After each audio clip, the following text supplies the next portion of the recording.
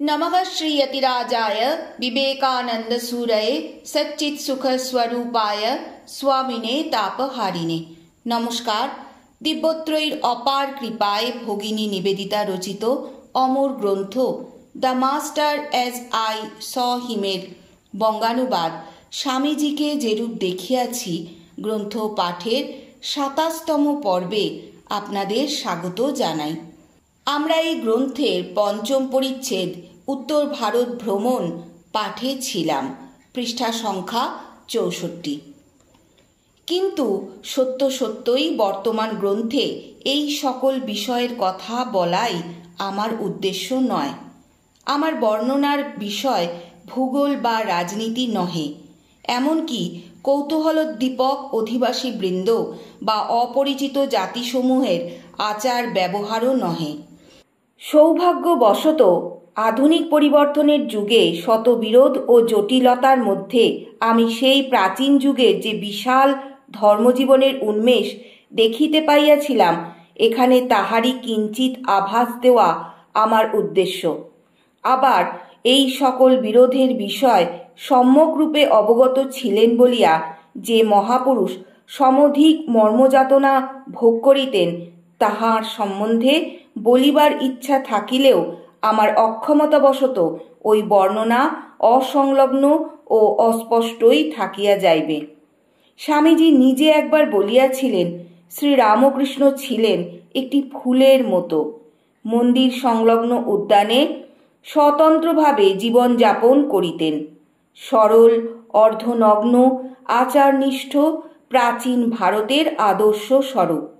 সহসা তিনি এমন এক জগতে পূর্ণ বিকশিত হইয়া ওঠেন, যে জগৎ তাহার প্রাচীনকালের স্মৃতি পর্যন্ত মুছিয়া ফেলিতে চাহিয়াছিল। আমার গুরুদেবের জীবনে একাধারে মহত্ব ও বেদনার বিষয় এই যে তিনি নিজে ঠিক ওই ছাঁচের লোক ছিলেন না।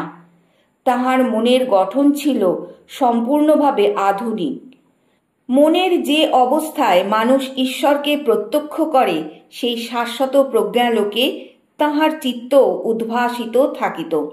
কিন্তু সেই সঙ্গে বর্তমান যুগের মনীষী ও কর্মীবৃন্দের সম্মুখে উপস্থিত সকল প্রশ্ন ও সমস্যার উপরেও তাহার আলোক আসিয়া পড়িত। তাহার আশা বিংশ শতাব্দীর জনগণের আশাকে আপনার অন্তর্ভুক্ত করিয়া লইতে অথবা বর্জন করিয়া চলিতে পারিত, কিন্তু কদাচ উপেক্ষা করিতে পারিত না। সমুদয় জ্ঞান ভাণ্ডার সুসংবদ্ধ হওয়ার ফলে সমগ্র মানবজাতির দুর্দশা ও তাহার প্রতিকূলে সংগ্রামের যে দৃশ্য উজ্জ্বল আলোক ছটার ন্যায় সহসা লোকের দৃষ্টিপথে পড়িয়াছিল, তাহা ইউরোপীয় গণের ন্যায় তাহাকেও সচেতন করিয়া তোলে। ইউরোপ এ বিষয়ে কি অভিমত প্রকাশ করিয়াছে তাহা আমরা জানি। গত ৬০ বৎসর বা ততোধিক কাল ধরিয়া ইউরোপীয় কলা, বিজ্ঞান ও কাব্য হতাশার ক্রন্দনে পূর্ণ। একদিকে অধিকারপ্রাপ্ত জাতিগুলির ক্রমবর্ধমান আত্মতুষ্টি ও ইতর জনচিত প্রবৃত্তি, অন্যদিকে অধিকারচ্যুত জাতিগুলির ক্রমবর্ধমান বিষাদ ও যন্ত্রণা। আর মানবের অতি উদার প্রকৃতি উহাকে ক্ষতিকর বা পাপ বলিয়া জানিলেও প্রতিকার বা দমনে অসমর্থ। ইউরোপের শ্রেষ্ঠ মনীষীগণের চক্ষে এই দৃশ্যই পড়ে।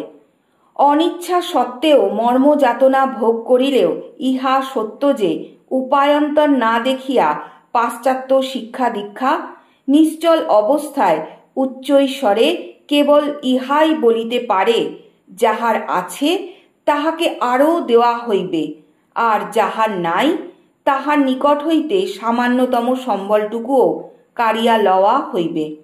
সাবধান, যে পরাজিত হইবে তাহারই সর্বনাশ। প্রাচ্য জ্ঞানীমণ্ডলীরও কি এই অভিমত? তাহা হইলে মানবজাতির আর আশা কি? আমার গুরুদেবের জীবনে আমি এই প্রশ্নের উত্তর পাই। তাহার মধ্যে একাধারে ভারত ও সমগ্র জগতের অতীতকালের অসংখ্য আচার্য ও ঋষির যে আধ্যাত্মিক আবিষ্কার ও ধর্মলাভের জন্য সংগ্রাম, তাহারই উত্তরাধিকারী এবং এক নূতন ধরনের ভবিষ্যৎ উন্নতির প্রবর্তক ও ও ঋষির সমাবেশ ঘটিয়াছে দেখিতে পাই।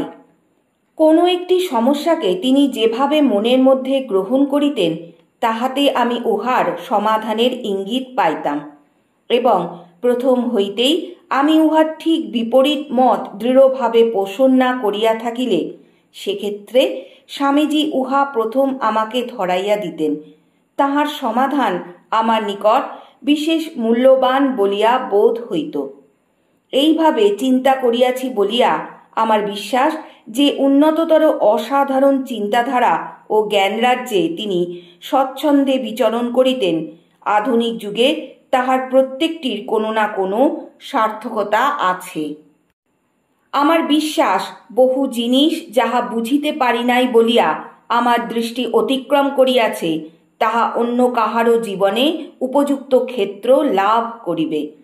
আর প্রার্থনা করি নিজের মন গড়া কিছু জুড়িয়া না দিয়া অথবা সত্যের অপলাভ ঘটে এমন রং না লাগাইয়া আমি যেন সর্বদা সত্য সাক্ষ্য প্রদান করিতে পারি।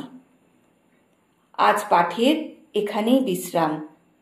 ওং পরতত্ত্বে সদা লীনো রামকৃষ্ণ সমাজ্ঞয়া यो धर्मस्थापनरतो पीरेशं तं नमाम्यहम्।